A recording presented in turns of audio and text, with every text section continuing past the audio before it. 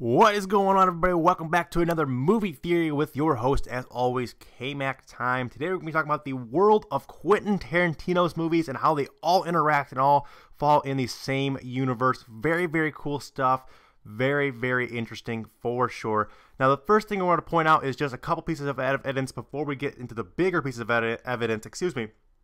And the first thing I want to point out is that in all of Quentin Tarantino's movies and all of his universe stuff, all of these movies that are kind of together, they all smoke red apple cigarettes. Now, this is it in Pulp Fiction, one of my all-time favorite movies. It's still on Netflix. I watch it from time to time. Great movie. And here are these same cigarettes. This is in another great movie. This is Inglourious Basterds. They smoke the same cigarettes.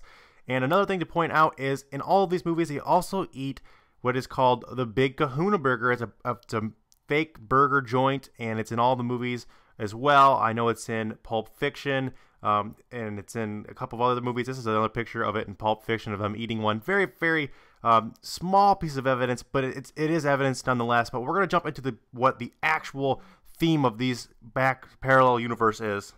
And just real quick, this is going to be spoiler alerts. If you've never seen these movies, there's going to be spoilers. That's just how it's got to be. I'm sorry, but these movies are kind of old anyway. I believe the newest one is Django Unchained, and that one's still a couple years old. But anyway, in Inglourious Basterds, the plot in this movie, they end up killing Hitler in a movie theater.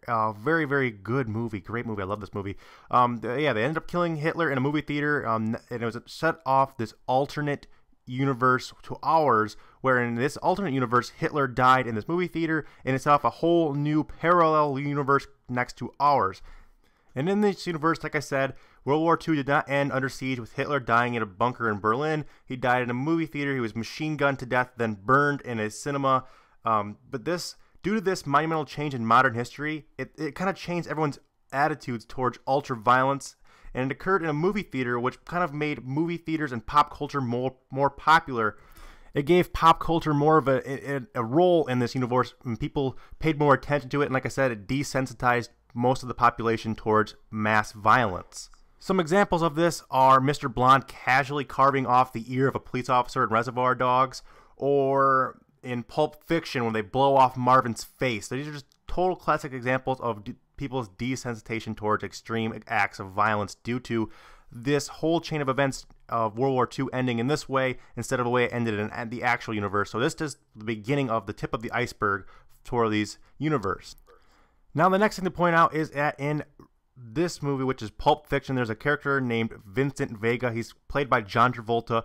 And in Reservoir Dogs, there's Mr. Blonde. His actual name is Vic Vega.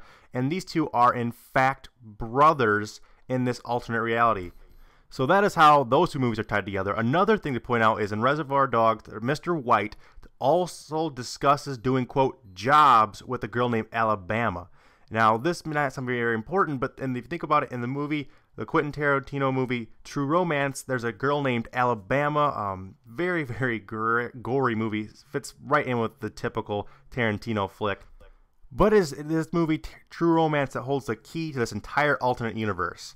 Now, in this movie, Alabama and Clarence, who is her lover in this movie, have a giant thing of stolen cocaine, and they try to sell it to, or they try to turn to this big shot movie producer his name is Lee Donowitz.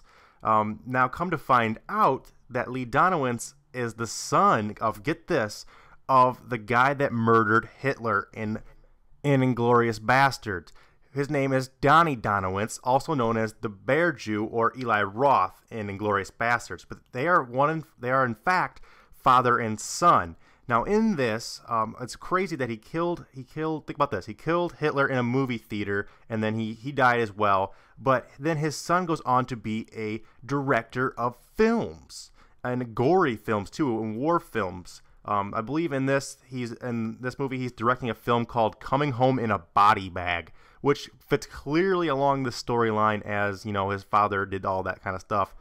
And again, going back to the whole, because the World War II line was changed, the whole desensitizedness towards violence that goes perfectly along. He's making this movie. It's super gory, super bloody, and it goes right along with the theme of how World War II ending the way it did because of his father. That the world is desensitized towards his acts of violence, which fits right along with Pulp Fiction, with the other movies, Kill Bill, and all that kind of stuff. We'll get into that in a second, but But the fact that the most significant moment in modern history took place in a movie theater where Hitler died is the explanation to why everyone is so obsessed with pop culture and movies.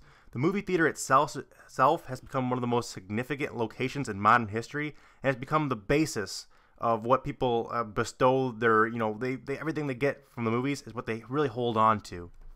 So you may be asking, where does Kill Bill and where does From Dusk Till Dawn and those other violent movies fit in this? Well, this is where things are kind of a little bit different, and you might have to pay attention to this a couple times. It took me a couple times to get this, but these movies are actually a universe within the universe. So let me break that down for you. So these movies are actual movies that the characters in the movies themselves would have watched. So the characters in Reservoir Dogs, the characters in True Romance, these are the movies that they were watching. These are the movies that, because the world has become so impacted by the movie theater, so impacted by film, and they've become so desensitized towards violence, these are the movies that these people in these worlds are actually watching. So the characters from those movies are actually watching these movies, and they're getting desensitized more towards violence. That's why these movies are so violent. Think about Kill Bill and some of these, Till Dusk Till Dawn.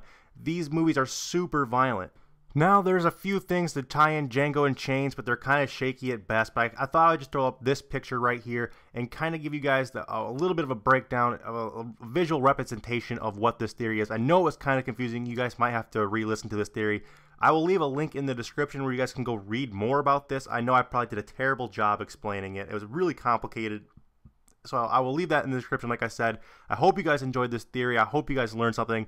If you guys like this theory, please leave a like. It'd be very much appreciated. As always, we hit 500 likes on this video. I'll put out next week's movie theory a day early. Also, stay tuned for tomorrow's real life theory and Thursday's cartoon conspiracy theory. Subscribe if you like these videos. You want them in your sub box. As always, guys, have a great day. I hope to see you next time, guys. Peace out.